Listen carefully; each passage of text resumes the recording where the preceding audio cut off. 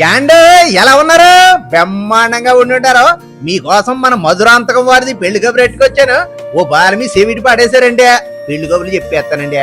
మన చిత్తూరు జిల్లా పెనుమూరు మండలం కొప్పనపల్లి వాస్తవ్యులు, అందరినీ ఆప్యాయంగా పలకరించే కుటుంబ విలువలు తెలిసిన మంచి మనుషులు అయిన శ్రీమతి ఎం సరస్వతి గారు, శ్రీ ఎం నీలకంఠ పిళ్ళే గారి మనవరాలు శ్రీమతి ఎం సుమతి గారు, శ్రీ ఎం కేశవులు దంపతుల కనిష్ట కుమార్తె గాయత్రిది పెళ్ళండే.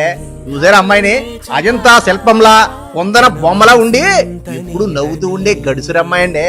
అమ్మాయిని చూడగానే మన తెలుగుంటి సాంప్రదాయం కొట్టొచ్చినట్టు కనబడుతుందంటే అతిశయోక్తి ఏమీ కాదండి. పెంపకం అలాంటిది. మరి ఇంతకీ చక్కన చొక్కన మనువాడే మగధీరుడు గురించి చెప్పనేలేదు కదా. మన చిత్తూరు జిల్లా పలమనేరు మండలం అయ్యకన్న వీధి వాస్తవ్యులు శ్రీమతి కె రమణి గారు, శ్రీ కె జయశంకర్ దంపతుల ఏకైక కుమారుడు, మంచి మనసున్నోడు గోపీకృష్ణతో పెళ్ళండే.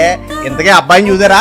రాముడు మంచి బాలుడు వలె నవ మన్మధుళ్ళ ఎలా కలకలాడిపోతున్నాడును. పెళ్ళంటే అంతేనండి బాబా, మరీ కళ వచ్చేస్తుందా?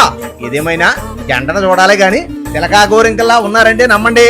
మరీ అలా చూసేయకండి బాబా, మన దిష్టే తగిలేలా ఉందా? ఇదిగో వీళ్ళిద్దరిని పెళ్లిలో చూసి మురిసిపోతూ ఆశీర్వదించరు గాని పెళ్లి మాత్రం సెప్టెంబర్ 4 గురువారం ఉదయం 9 గంటల నుండి 10:30 గంటల మధ్యలోనండి. ఇంక పెళ్లి ఎక్కడ అనుకున్నారా? మన చిత్తూరు మురకంబట్టు బైపాస్ రోడ్డులో కళైబాల కళ్యాణ మండపం ఉంది కదండి, అందులో అండి.